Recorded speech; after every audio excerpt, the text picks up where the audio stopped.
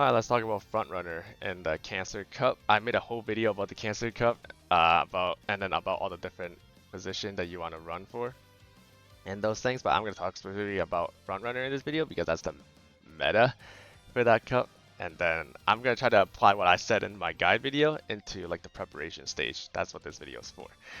So basically, TLDR, the main point of Frontrunner is you want to inherent Seiyu Sky Ultimate, grab groundwork, get skills that activate groundwork, and then everything else just as an addition, and then that's basically the main strats, right? In a nutshell.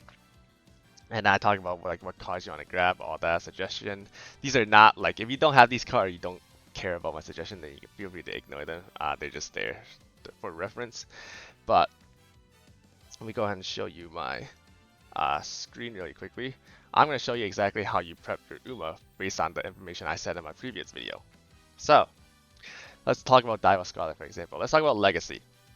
How do you prep some stuff?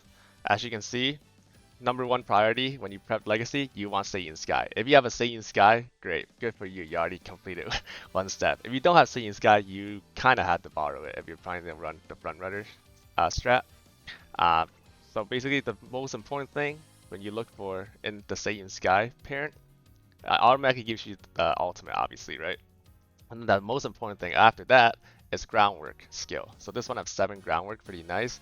And then the second important thing to get the mile pink spark, which this one has 2, which is not that great, but it's still something.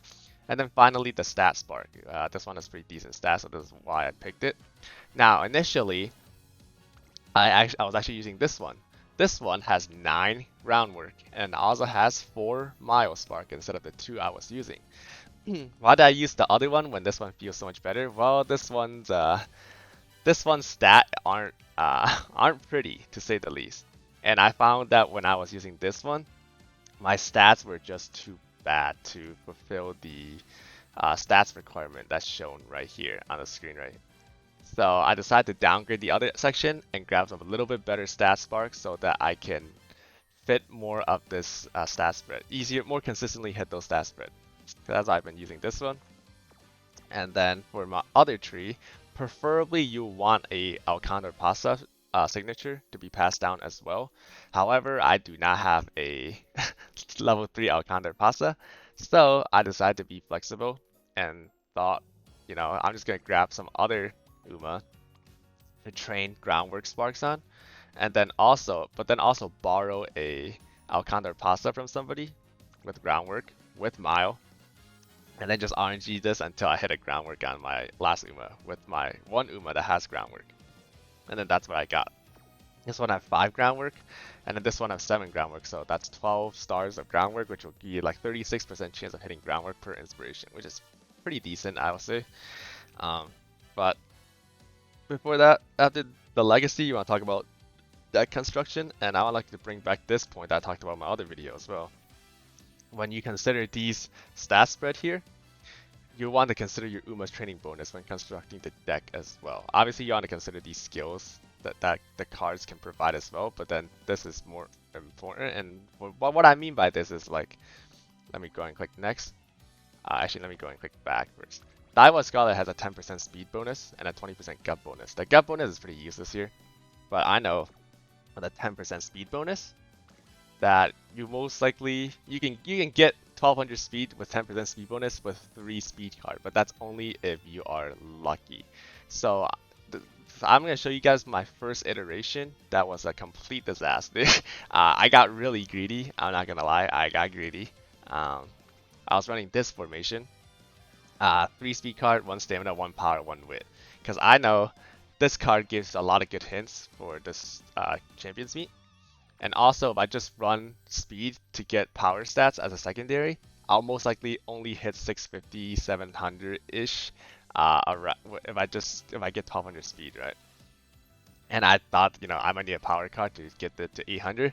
But then this stat spread is too much. Like, there's too many things to focus on. It was not good. So then I changed it to this, which allows me to hit 600 stamina very consistently. But then I realized that, 3 speed card with 10% speed bonus is... You can hit 1200, but it requires a decent amount of luck. So now my latest iteration, it's been working a lot better, is 4 speed. Okay, 4 speed, and then running a max super creek as my sole stamina card. And max super creek gives 35 additional stamina, and also per rainbow training, it gives you about like 24, 27 generally. So it's pretty good stamina card. And then also I got some extra stamina from my own Uma, and then my improved stats Saiyan Sky that I borrowed. So with this one stamina card should be consistent to hit 600 stamina, and then 4 speed card will consistently hit 1200 speed, and then the one wit card will allow me to hit 600 wit much easier. The only thing about this is like my power will probably be a bit lacking. It will probably be 650, almost 700-ish. But that's something I have to like. I can't hit this target stat spread with what I have unless I get really lucky. Then I can. But I have to make sacrifices somewhere. That's the important part I'm trying to address. If you have to make sacrifices somewhere, I think even though power I would say is the second most important, or second or third most important stats here. I feel like if you sacrifice stamina, then you just die and then lose max speed, which is not great. So, if I had to choose something, I personally would choose power to sacrifice, even though it doesn't sound the greatest. I have to make do with sacrificing something with my current situation. Um, and then for generally, this is different depending on your Uma, right? So I'm also gonna plan on running a Ace Boxing, for example. Now Ace Boxing has a 20% speed bonus and a 10% whip bonus, which is very, very nice with what we were doing in this Champions Meet. We're using the same thing. Oh, also, Boxing has a B in Mile, so but with what I have, I believe I have 4 Mile Sparks, right? Uh, my Uma has, because I believe this one has 2 Mile Spark, and then the other Saiyan Sky has 2 Mile Spark as well from one of the parents. Yep. So this will automatically bring me up to an A mile for boxing, which is really, really nice. You want at least an A for your distance for this Champions Meet. For boxing with 20% speed and 10% wit, you can definitely run away with 3 speed cards. So for boxing, I'm planning on running this formation: 3 speed, 2 stamina, 1 wit. This will hit basically everything except power again. So this is the deck I'll be using for boxing. As you can see, just the stat bonus, the speed stat bonus is 20% instead of 10 bonus. And now I can get away with only 3 speed card.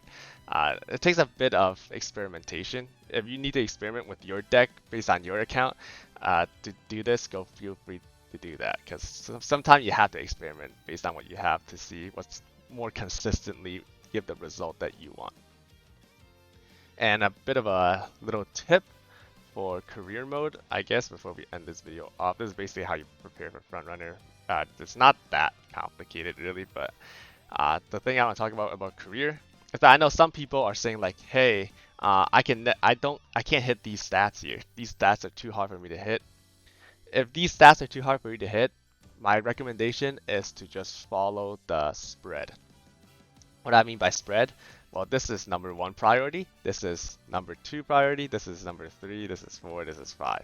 This is the general aspect of it, but I'm saying like, if you can only hit 1000 speed, make sure that your stamina is like following that trend of, spread. If that makes sense at all. I don't want people to be like, oh, speed is the most important. We're gonna go 1200 speed, and then this is like, and then like 300 stamina, 400 power, 100 gut, 200 wit. Like that you don't want to do that. You want to at least have a decent spread, and not just tunneling on the most important stats. That's what I'm trying to say. So for career, some general tips I want to give people. Your first year, your junior year, you want to primarily focus on your friendship training on your support card Uma, while also considering the facilities, your targeted facility. So if you run speed card, stamina card, and then a wit card, for example, right? Your targeted facility are speed training facility, stamina training facility, and then wit training facility. Very simple. But I know some people would take like say they would take 2 friendship training from like gut over a 1 friendship training on speed facility. I think speed facility with 1 friendship training is always more worth it, because like 1 extra person on a gut facility is not that great in my opinion. Obviously, if you have 1 on speed, and then 4 on gut, then obviously you have to choose 4 on gut because like obviously more people, more spread, more important. So the first year you want to really focus on the friendship training primarily, and then while considering the facility, classical year, the second year, hopefully at that point you'll have half of your support card unlocked friendship training by then. At that point you want to focus on the facility, your targeted facility, complete the remaining of your friendship uh, support card, and then also any rainbow training. I primarily, if it's a double rainbow, you primarily always want to go for those over like the remaining friendship, in my opinion, because the double rainbows start being a pretty decent spike compared to one rainbow training.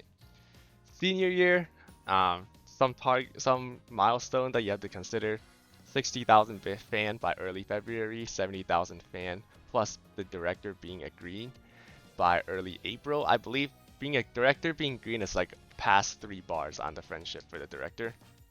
And then 120,000 by late December. 'Cause each of these milestones will grant you 1 level on your UMA signature ability. So for Dawa Scarlet, that's very significant. And also, besides this, just spam rainbow training for the most amount, right? And then your targeted stats that you want. But some for Dawa Scarlet in particular, you won't have to run any extra race to hit these milestones if you win pretty much most of your career races. That's because a lot of the race she runs is like medium, which grants a lot of more fans.